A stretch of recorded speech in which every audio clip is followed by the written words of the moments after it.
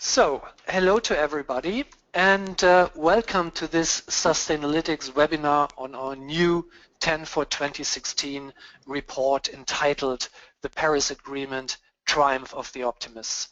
My name is Hendrik Gartz. I'm the Global Head of Sustainalytics Thematic Research Team, and I'm welcoming you to today's webinar in my role as a co-author of this study and as your moderator for this session. We are delighted that so many of you can join us today, and I would like to extend a special note of welcome to those of you that are joining us for the first time.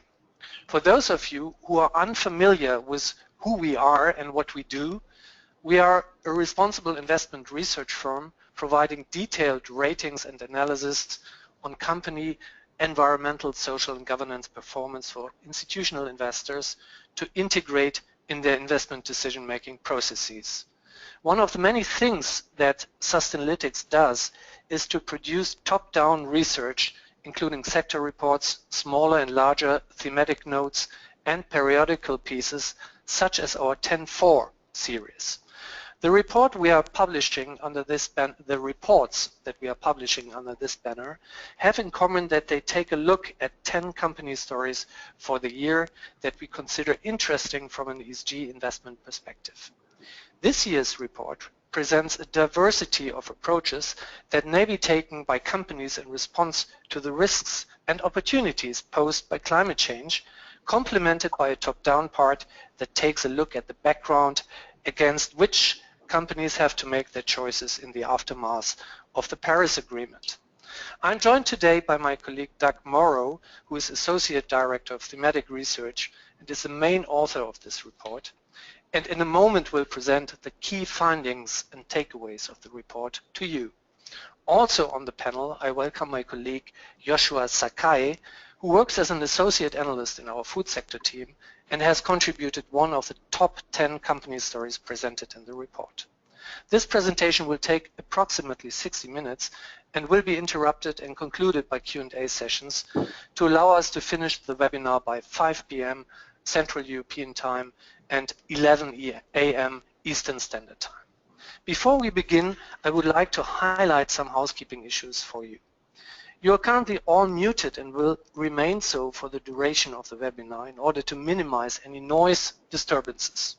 In this instance, we invite you to send any questions you have about the report or webinar to us through the interactive box you see at the bottom of the screen, here highlighted with the number 1. Incidentally, if you have any audio problems during the course of the webinar, you can also inform us of these through this interactive box. Also, if you would like to minimize this interactive panel, you can quite simply do so by clicking on the arrow at the top of the panel indicated by the number 2. Finally, this webinar is being recorded and a copy of this recording will be sent to all participants in coming days. Now turning to the report itself. We take a quick look at the agenda first. So as you can see here on the screen. We start with a little background information, then we take a look at the Paris Agreement itself, and then we move over to the bottom-up part of the report, and finally we take a look back at the 10 for 2015 stories. Before I hand over to Doug, let me briefly address the main message of the report, which is reflected in the report subtitle, Triumph of the Optimists. Obviously, we consider the Paris Agreement to be an important milestone and believe that it can become a significant catalyst going forward in 2 respects. First, it's paving the ground for a broad spectrum of attractive investment ideas and opportunities.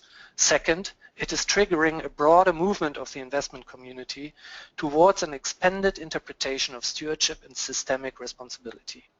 As a corollary to the second point, we are expecting to see increased efforts of collaborative engagements by large institutional investors, i.e. the universal owners, and if you like, as a prerequisite of this, increased efforts by them to measure the carbon footprints of their portfolios. Our general optimism does not mean that we don't see the challenges that lie ahead as well. The call for carbon footprinting, for example, points to an area where we see the urgent need for improvement, and that is carbon reporting.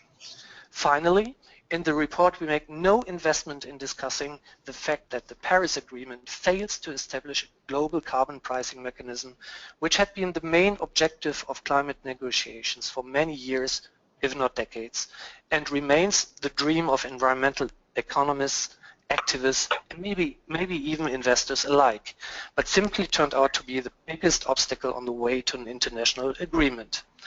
Rather than considering a global pricing mechanism as a prerequisite for a successful fight against climate change, we do now see it more as a likely long-term outcome of the process that has now been triggered by the Paris Agreement. With this, I'm going to hand over to Doug now, who will present the main part of the report to you now. Thanks very much, Hendrik. So, yeah, I mean, over 2 months now have passed since the COP21 conference, and of course, the Paris Agreement itself has been heavily analyzed in both the RI industry and mainstream media. So I expect that most of you are already familiar with the key features of the agreement, but I thought we could take some time to walk through what we consider to be the most important characteristics of the deal, as well as the key implications for investors going forward. So just to build on what Hendrik said earlier, I think first and foremost to us, the Paris deal does signal a fundamental transition in the way that the international community is approaching the great challenge of climate change in terms of managing it. We do see it ushering in a new type of bottom-up, country-driven approach that really differs in important ways from the more top-down, legalistic perspective that characterized many of the previous negotiating attempts, including, of course, the Kyoto Protocol. The flexible nature of the Paris Agreement, again, as Hendrik said, was almost certainly a necessary condition to get 196 highly diverse countries and economies on board to adopt the agreement. So what are some of the key tenets of this transition? Well, we do think it spells the end, certainly over the short run, of any type of global carbon pricing mechanism. And this has, of course, been lamented by some groups, but to us, it's actually a welcome step forward, because in a lot of ways, global carbon pricing has been a political non-starter, not only due to the complexities involved, but also due to the divide between developed and developing countries. While the agreement does move away from carbon pricing at a global level, it is in fact quite supportive of carbon trading and market-based mechanisms as a whole, as laid out in Article 6. Now, the rules for this mechanism still need to be drawn up, but language in the agreement in terms of internationally transferred mitigation outcomes shows that the Paris Agreement is supportive of carbon trading. And as we stress in our report, even though carbon pricing may be falling out of favor at the global level, it's still gaining momentum and considerable ground at the national or regional level, with pricing schemes present in about 40 countries and 20 subnational jurisdictions right now, covering over 10% of global greenhouse gases.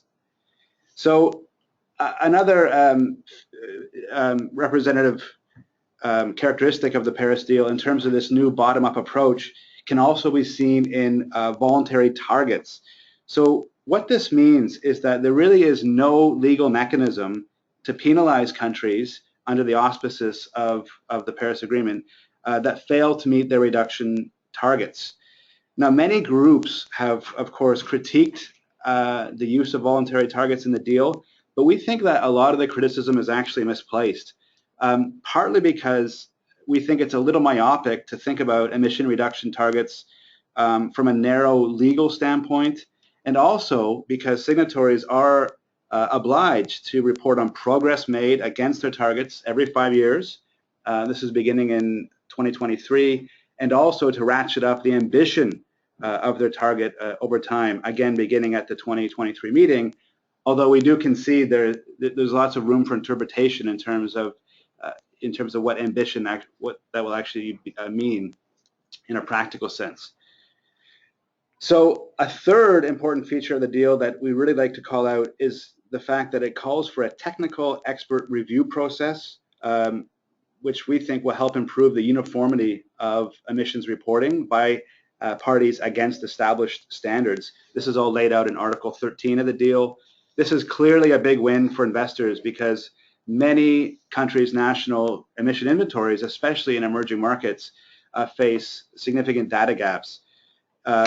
So we don't think Article 13 is a panacea for all the challenges associated with emissions accounting, but it's certainly a step in the right direction, and it might even lead to a trickle-down effect in terms of improved reporting practices by corporates, which, as Hendrik mentioned, is badly needed. You know, on the financing side, despite some claims to the contrary, the Paris Agreement actually creates no new obligations for signatories.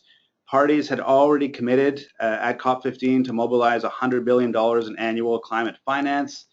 Now, the preamble to the agreement, which is the non-binding part, does urge developed countries to increase annual financing beyond this $100 billion target, and it does extend the commitment to 2025. But as data from the Climate Policy Initiative show, we're already struggling to reach this $100 billion target with a shortfall of about $40 billion in 2014. One of the reasons is because private investors, which account for most global climate finance, including banks and project developers, they tend to prefer local markets due to the perception of lower risk. So that barrier is not really addressed in any meaningful way by the Paris Agreement. And I guess a final observation is simply, and I know this has been, you know, this point has been well made and well articulated, but just to sort of reinforce that, we do see the Paris deal as an incomplete solution, certainly in the context of the 2-degree pathway, let alone the 1.5-degree pathway, which was also referenced in the deal. You know, by the UNFCCC's own admission, achieving the 2-degree target, which after all is one of the primary objectives of the Paris Agreement, it will require countries to balance emissions by sources and removals by sinks in the second half of the century. So what does that mean? Well, most experts have weighed in and said this effectively means a transition to net zero emissions, which implies a phase out of fossil fuels.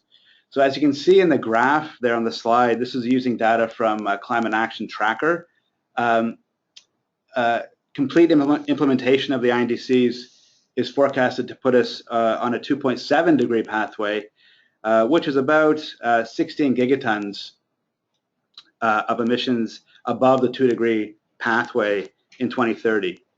So what all this means is that the Paris Agreement should really be seen as a flexible but robust starting point to addressing the risks of climate change going forward.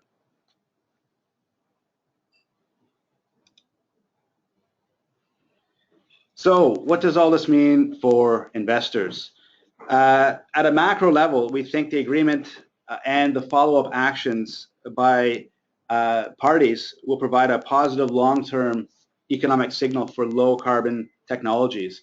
As you can see in this chart here, this is based on a synthesis document done by the UNFCCC. Roughly 90 countries have submitted plans to boost renewable energy through the use of feed-in tariffs and other measures in their energy mix. Over 80 countries are targeting energy efficiency programs in industry and buildings. Approximately 75 are discussing strategies to reduce transport sector emissions. So all these plans, we think, will generally support the fundamentals of the market for low carbon technologies going forward. And for investors that are pursuing specific thematics, we think the INDCs themselves are a highly valuable and probably underutilized resource because they offer insight into which technologies will be supported in which countries. You know, for instance, for investors looking for opportunities in solar, I mean, clearly India would be a top of mind consideration at this point in time. Nevertheless, we think that investors would benefit from a standardization of the information contained in the INDCs, or even the development of so-called climate investment plans, which have been called for by several groups, including Carbon Tracker. So in terms of renewables, I mean, renewables have been called out by many as being the clear winners of the Paris Agreement, and we think that's certainly true from a certain perspective. I mean, from an incremental deployment perspective, we think that's true. I mean, IEA data shows that over half of new generation capacity last year was in solar and wind and hydro. So clearly, renewables are gaining ground at the margin. But as we show in our report, it's also important to consider the barriers facing the increased penetration of renewable generation, including price distortions caused by fossil fuel subsidies. Again, this point has been widely made, but the IEA data shows that global fossil fuel subsidies in 2013 totaled about $550 billion compared to just 120 for renewables. So the Paris Agreement does not make this barrier, for instance, any less formidable. Now, as for fossil fuel companies themselves, it's really difficult, in our view, to avoid the conclusion that the Paris Agreement does provide a long-term structural challenge for fossil fuel companies and energy sector investors. Again, as I mentioned earlier, Article 4 of the deal recognizes that achieving the 2-degree target will likely require a phase-out of fossil fuels at some point between 2050 or 2100. But again, as we show in the report, in the short run, we would say that all bets are off, with the possible exception of coal companies, which are facing a unique and profoundly negative set of economic headwinds. As a portfolio manager in Canada recently put it, the biggest risk today is not being invested in energy stocks, it's not being invested in energy stocks. So the recent slide in oil prices to the low 30s or $35 range has made the valuation of energy companies sufficiently attractive for many investors. But of course, we're going to be closely following the market's reaction in the months and the years ahead to INDC implementation. And interestingly, recent events have shown that the market is listening to climate change regulation. If we think about the behavior of renewable energy stocks on December 14th, which was the first day of trading after the announcement of the Paris Agreement, or even more recently, if we think about the behavior of US coal stocks following news that the Supreme Court in the US will temporarily block, in our view, implementation of the Clean Power Plan. So that's interesting to see that the market is clearly paying more and more attention to climate change regulation.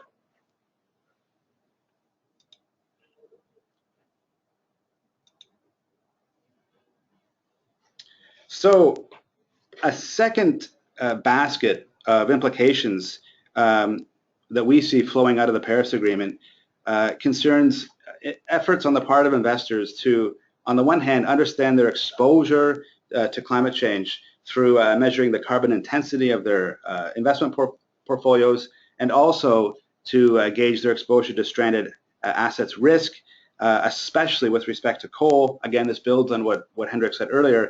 But I think more interestingly, we also expect the Paris Agreement will serve as a catalyst for integrating a systemic perspective into investment decision making.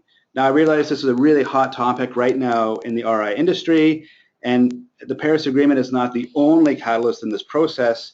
You know, other important drivers, in our view, would be the Financial Stability Board's announcement back in December of the Climate Disclosure Task Force, and the lingering possibility of a seventh PRI principle that will address how investors manage the systemic impact of their investments. Now, borrowing from the excellent work of Steve Leidenberg, we've sketched out here on the slide in the graphic on the right-hand side a possible evolution of investment frameworks, moving from today's dominant paradigm, modern portfolio theory, to something more akin to integrated investment. Now, again, as Mr. Leidenberg has pointed out, one of the genuine weaknesses of modern portfolio theory in the context of these complex systemic risks like climate change is that it really fails to recognize the interdependence of environmental, social, and financial systems, and may be poorly equipped also to deal with environmental and social externalities.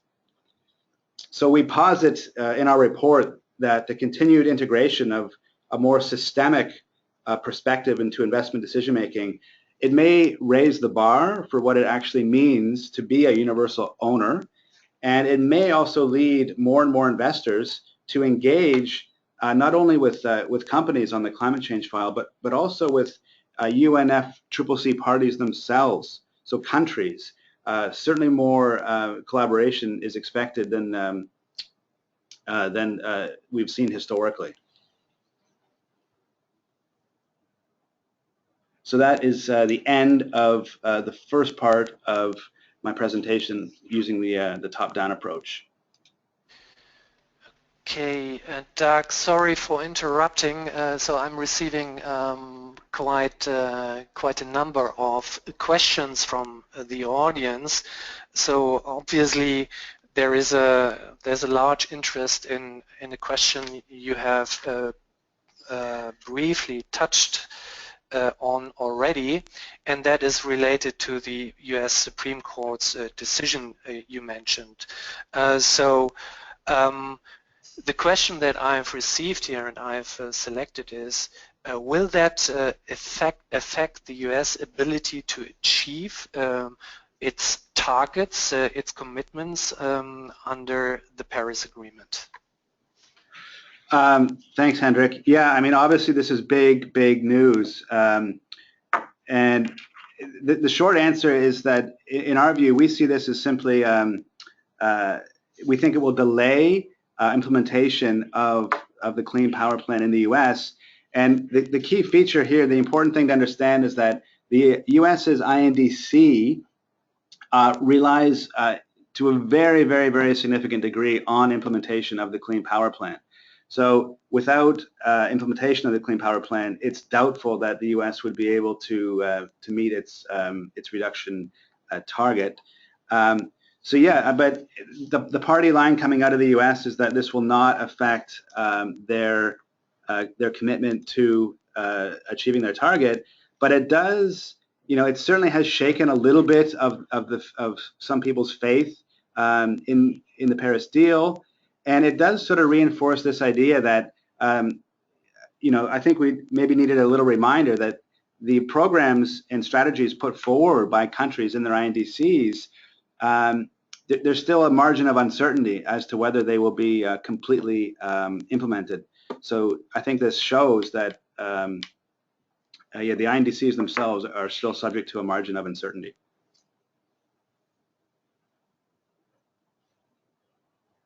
Okay, thank you, Doug. I think we should then move on in light of time. Sure. Okay, so what we have here, now this moves to the second part of our presentation or my talk. We're moving now from the top-down assessment of the Paris deal, the key features, implications, etc. This now moves to the bottom-up section. So as we've done in previous reports in this series, we're taking a look here at 10 companies from our coverage universe that, again, as Hendrik said earlier, are taking relatively unique steps to respond to the risks and opportunities driven in part by climate change. So as you can see here on the slide, this is an overarching table of the 10 companies.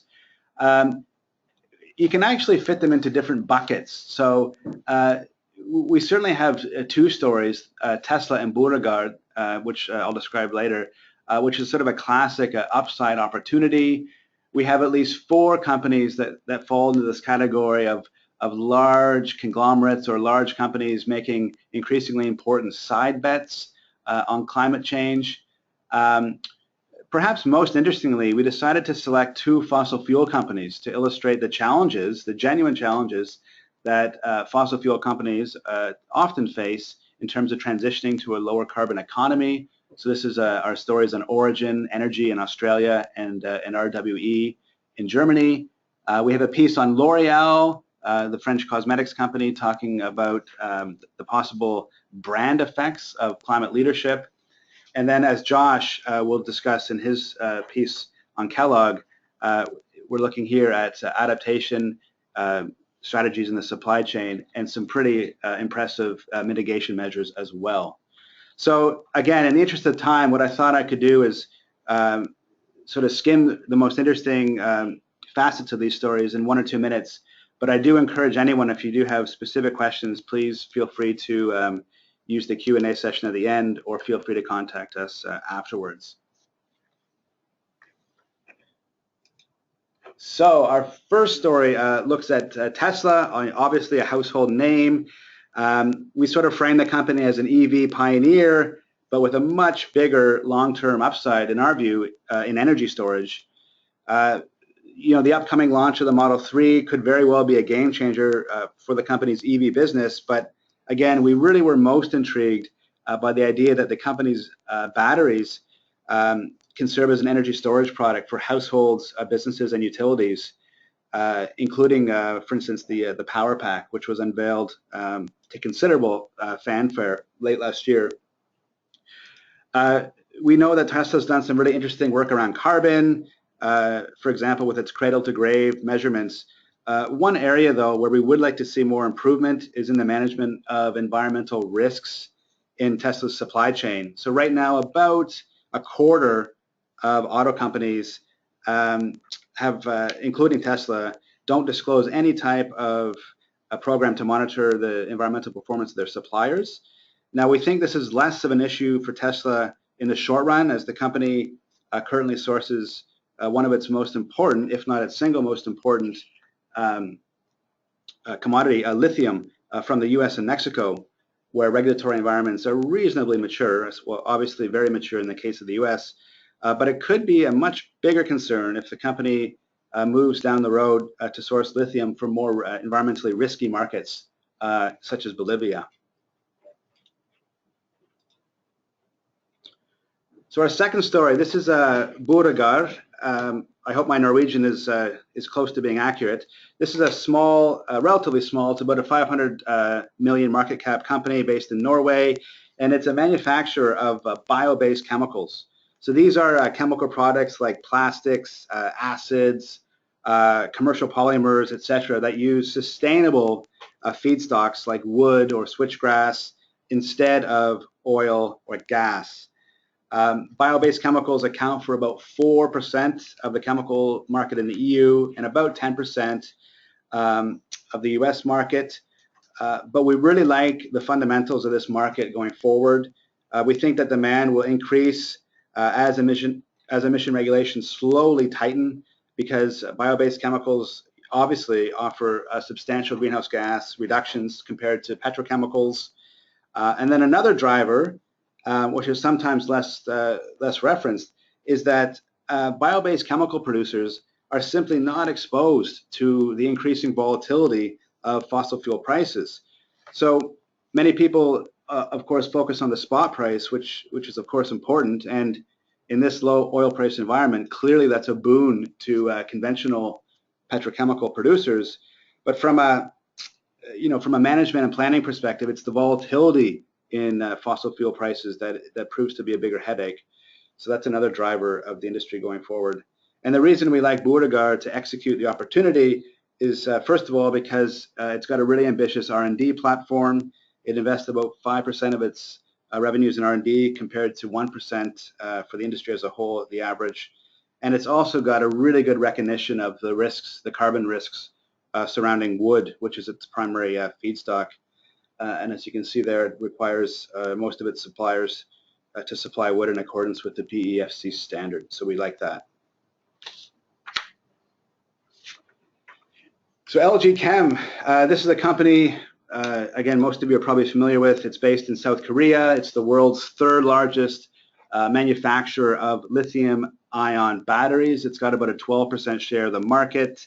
Although, as I said earlier, this is one of the examples of a larger conglomerate making an increasingly important side bet on climate. About 73% of the company's revenues come from petrochemicals. What we like about LG Chem is it's enviably positioned as a supplier of lithium-ion batteries to both the auto sector and the energy storage system market. So on the auto side, it supplies batteries right now to 20 auto manufacturers, including recently Tesla and the 3 largest car companies in China. And on the energy storage side, just as one example, the company recently signed a deal to provide 1 gigawatt hours worth of lithium-ion batteries to Virginia-based AES, which is one of the world's largest energy storage companies. And many analysts think that the energy storage market is poised to experience the same type of exponential growth that characterized solar PV in the early 2000s.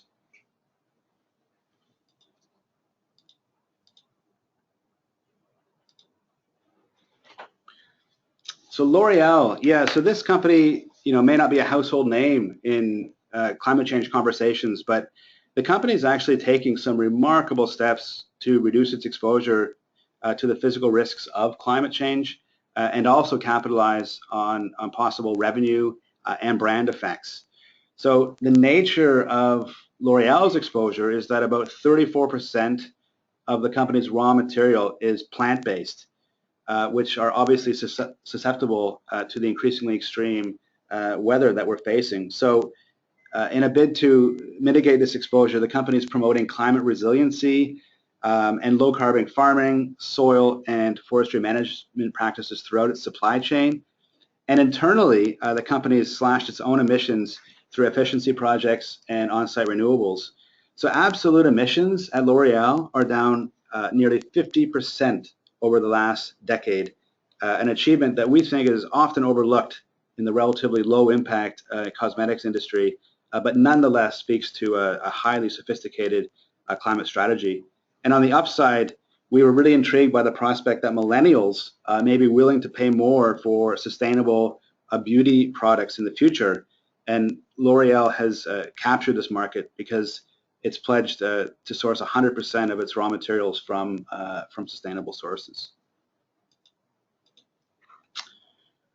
So GE, I mean, obviously this company has got a complex relationship with climate change and energy markets. It's got business units that manufacture everything from nuclear reactors to technology for coal. But our story in the report really focuses on the company's newly formed renewable energy segment, which was set up in the wake of the Alstom acquisition. GE Renewable Energy reports about $9 billion in top-line revenue and accounts for about 3% of total operating profit. So what we really like about the acquisition is that it strengthens GE's onshore wind portfolio and opens new doors in offshore wind and the hydropower market.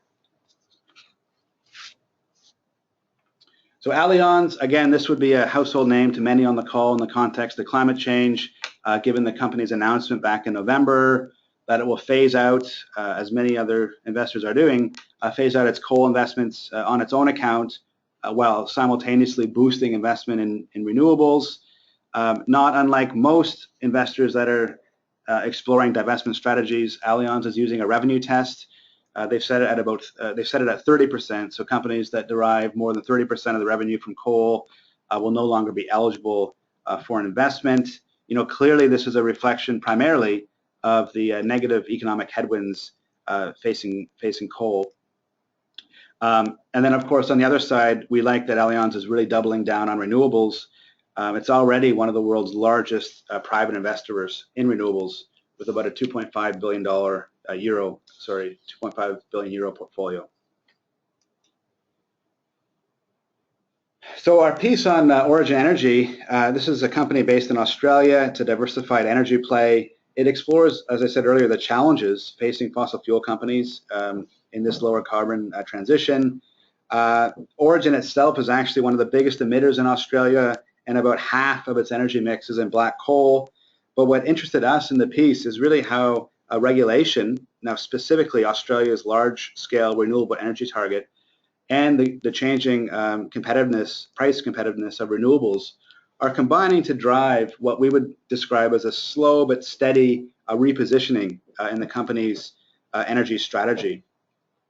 And in particular, we were really intrigued with the company's solar as a service offering, which it's using to tap the booming solar residential market in Australia, and it's modeled after the Solar City offering in the US. Cisco. Sorry, I realize I am skimming these stories quickly, but I'm just cognizant of time here, so I'm trying to be parsimonious. So our piece on Cisco, this was an absolute fascinating piece because it explores Internet of Things, which I realize has been talked about a lot, but truly an exceptional market. Cisco has been targeting this market, Internet of Things, or IoT for short, since 2011. What interested me about this opportunity is in the RI community, IoT is frequently referenced for its what can only be described as staggering emissions reduction potential. But like in so many other cases, the environmental benefits go hand in hand with economic benefits. Cisco itself is forecasting that IoT could generate up to $14 trillion in economic value by 2025. Experts now are forecasting that up to 50 billion devices will be connected to the IoT by 2020, including cars, household appliances, etc. So the story itself really drills down on a Cisco's smart city project in Kansas City, where the company is effectively getting the IoT technology to get traffic management systems, public transport, streetlights, etc., in Kansas City, all talking to each other.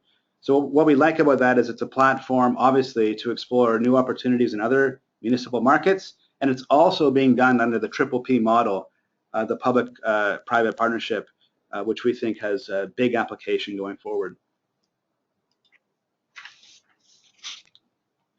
So again, RWE, this would be like Origin. We're taking a look here at some of the genuine challenges facing the fossil majors. But in the end, we were pretty enthusiastic about the steps RWE is taking.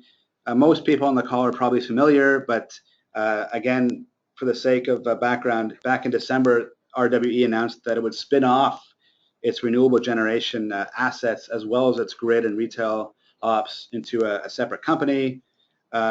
This follows in the footsteps of course, of E.ON, whose announcement back in 2014, I believe, that it would spin off its fossil assets. So what we like about the reorg is first of all, it's going to package the company's clean assets and more risky fossil assets into separate entities, which we think will give it more governance flexibility. And then also investors, equity investors now will have a renewables pure play, another one to invest in. And these vehicles are in high demand right now in Europe. For example, the Enel Group's spinoff has done quite well. But we like one difference with RWE is the company's packaging its high margin network and retail business with its renewable assets. So with that, I'm going to turn to my colleague Josh, who can give you some detail of Kellogg. Thank you, Doug, and thank you again, everyone, for joining us today. So when looking at food companies in the context of climate change and the Paris Agreement, we thought that Kellogg would be an interesting company to discuss because of the details of the ambitious climate change strategy that the company released in December of 2015, so just 2 months ago now. And to discuss why we think Kellogg's climate change strategy will yield important advantages, it's also important to look at the risks that climate change poses to agriculture, the sector on which Kellogg and its peers rely on for the ingredients that make up their product portfolios. Agriculture and its associated activities are simultaneously one of the largest contributors to global greenhouse gas emissions, and also a sector that faces some of the most significant risks from the physical impacts of climate change. So being one of the largest contributors to climate change increases the likelihood that the current global political momentum to mitigate global warming will lead to climate change-related legislation that in some way will have knock-on effects for agriculture, either directly or indirectly, and definitely with variation across different countries. And on the physical impact side, the changes in climatic conditions and the increases in the frequency of severe weather events through which climate change is expected to manifest itself can impact crop yields, and this can lead to some price volatility for agricultural goods. Examples of these types of severe weather events include the heat wave in Russia in 2010, which resulted in an export ban by that company and led to doubling of global wheat prices in the same year. More recently, we saw an ongoing drought in the United States that caused maize and soy prices to reach highs in 2012. Kellogg itself has reported that its value chain has been impacted by 8 food price shocks resulting from severe weather events since 1990, and states specific examples of these in 2007 and 2008. So it's in this overall context of the regulatory and physical impact risks that we view Kellogg's climate strategy as an important advantage for the company moving forward. Through strong science-based mitigation targets of 65% absolute reductions of GHG emissions from its own operations and a 50% absolute reduction from the supply chain between 2015 and 2050, Kellogg is playing its part in preventing dangerous global warming beyond the 2 degrees threshold that was agreed upon in Paris. And in doing so, the company is likely to realize efficiencies, for example, through more efficient energy use that can lead to savings in its own operations and also in the supply chain. These mitigation targets can also play a role in preempting regulatory impacts associated with climate change regulations, again, within the own operations of the company and in the supply chain. Now, at the same time as the company is pursuing these mitigation efforts, it's also bolstering the resilience of the agricultural supply chain to the physical impacts of climate change. And it's doing this through existing commitments to source its core ingredients sustainably by 2020. And it's also working with external partners to promote sustainable agricultural practices in the supply chain. Finally, the company also released a new commitment to support smallholder farmers through training on climate-smart agriculture. While Kellogg is not unique in promoting sustainable agricultural practices in its supply chain, we believe that the company will play an increasingly active role in this space, given that it's taking a more holistic approach to supply chain issues through quantitative targets for supply chain's emissions reductions. And many peers have not taken this step yet. So overall, we see this as a more holistic approach that will lead to increased engagement in the supply chain and drive action on that front. So to conclude and just to sum everything up, in the context of increasing global temperatures and unprecedented political momentum to prevent global warming beyond an average of 2 degrees Celsius, we think that Kellogg's strategy will yield a trifecta of benefits. First, we see an advantage in avoiding climate change risks, both the physical and regulatory impacts. We also see increasing efficiencies for the company and within its supply chain, and we see reputational benefits in the context of increasing consumer demand for sustainable products.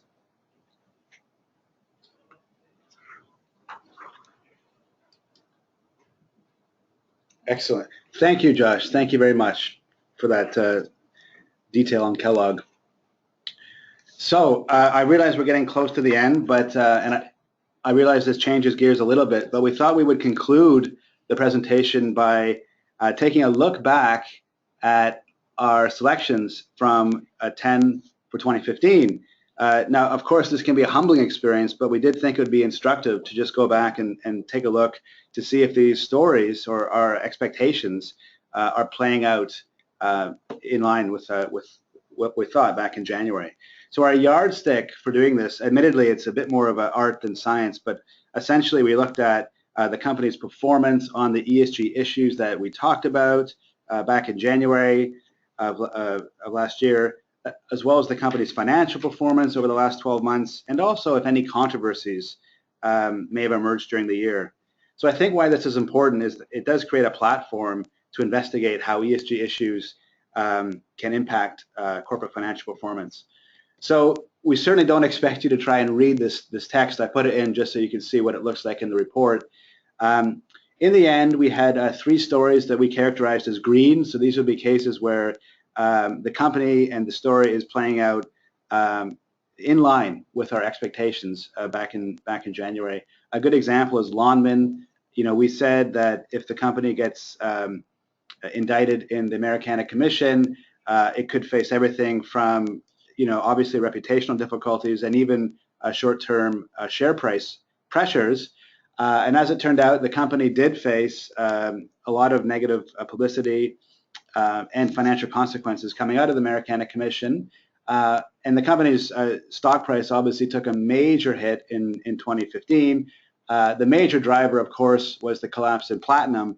But we think that the fallout from Americana may have also contributed to the market's weakening view of Lawnman. There were 5 stories that we characterized as having a yellow traffic light, meaning the story is more or less going on track, but with some diversions. A good example would be Lafarge Holcim. So back in January of last year, we said, look, we're really bullish on the merger. From an ESG standpoint, one of the reasons why is because we think these 2 companies, both of which were active in sustainable concrete, are going to come together and increasingly target the growing market for sustainable building materials. It's true, the company is doing that. They recently announced a partnership with Solidia Technologies, for instance, to commercialize a new low-carbon concrete product. But overall, I mean, the market did not share our enthusiasm for the merger. Shares were down 26% for the year. So it just kind of illustrates, again, how financial performance and share prices are multifactorial and can drown out, obviously other factors can drown out the effect of ESG performance. There were two cases where I would say our expectations did not, the company story did not play out in line with our expectations. A good example is Netflix. We raised concerns about the company's corporate governance practices back in January. I mean, clearly they did not translate into a stock performance impact in 2015. Shares were up 134% for the year, but we stand by our view. Investors at Netflix once again supported lowering the company's takeover defenses and improving board accountability, and large majorities approved shareholder proposals for things like for proxy access. So we do think that the board's silence on these issues will eventually have a material, or could have a material financial impact. So that just kind of sums up how the 10 stories, or 3 of the 10 stories, are playing out. But I encourage anyone who's interested to follow up in more detail in the report. So with that, I'd like to turn back to Hendrik, who can moderate any questions that you might have. Yeah, many thanks, Doug, and also many thanks to Josh for the presentation, running us through this exciting and very diverse field of carbon-related investment ideas. So while my colleagues were presenting, we received a lot of questions from participants covering a broad range of issues and perspectives, also addressing the top-down part as well as the bottom-up part. Maybe I start with the top-down part, and yeah, a participant, Doug, was interested in our subtitle, Triumph of the Optimists, that we choose for our for this year's study. And the question related to that is, can you elaborate a little bit why we talk about the triumph of the optimists in the context of the Paris Agreement? Sure. I mean, I think we selected that title only because, you know, it's easy to forget now, but, you know, leading into the conference, it was not at all clear that a deal would emerge. And again, it's easy to forget now, but you know, if we think about, there were at least a half a dozen rival trading blocks going into the conference. I remember there was a lot of discussion about how there was a split between the EU and the US on the legality of any deal. There were divisions between China and many other countries on things like the verification of emission inventories, which is something I talked about during my talk. And then we had the low-lying Pacific countries, for instance, and just about everyone else on the importance of referencing the 1.5 degree target. So there were, you know, definitely lots of barriers going into the conference. And as I said earlier, I don't think it was by no means clear that a deal would emerge. So despite all these barriers, you know, a deal nevertheless did emerge. So we kind of capitalized on that thrust by referencing, you know, the optimism in the subtitle. Okay, thanks, Doug. I have another question to you, and that is, you talked about divestment from coal in the Allianz story. Do you have any details of other divestment announcements? And maybe as an addendum from my side, how does this divestment movement relate to our thinking and the concept about integrated investing, so based on the ideas of Steve Leidenberg? Sure. I mean, obviously, divestment is a hot topic and has been for quite some time in the RI industry. I think what's interesting is that I hesitate to use the word movement, but I'll use it nonetheless. I think what's interesting about the movement is that it's really moved from, or shifted from, non-fiduciary investors to fiduciary investors. If we think about the big announcement by Allianz, many others in recent years, such as PFZW, this is one of the largest asset managers in the Netherlands. CalSTRS have made similar announcements. Aviva, I mean, the list goes on and on and on, and I expect that many people on the call are familiar with most of these announcements. I think what's interesting about the announcements that we've seen so far is that in large part they're targeting coal. So coal companies or utilities that derive or produce electricity from coal-fired generation. So in many ways, the idea of fossil fuel divestment, it's a little bit of a misnomer, at least over the short run. We have seen some companies expand the umbrella or the window of their divestment to target oil and gas majors, as PFZW did. But for the most part, in this sort of early stages of the movement, we see investors targeting coal ahead of oil and gas, although we certainly would not rule out a second wave. As for connection to what we talked about with the systemic risk idea, yeah, I mean, I think it's an obvious starting point for investors who are exploring a more systemic perspective into their investment decision-making to think about the context of coal, possible carbon regulation on the horizon. It's a natural starting point to sort of execute that idea. Okay, so maybe add-on question to that. Do you expect any developments already during this year related to, let's say, this new paradigm of investing? Will we see more collaborative engagement by large institutional investors? Yeah, I mean, the truth is I don't know. I think we probably will see more action, more collaboration, but I still think that a lot of thinking has to be done about how to actually execute this idea of measuring systemic impacts of investment decision making.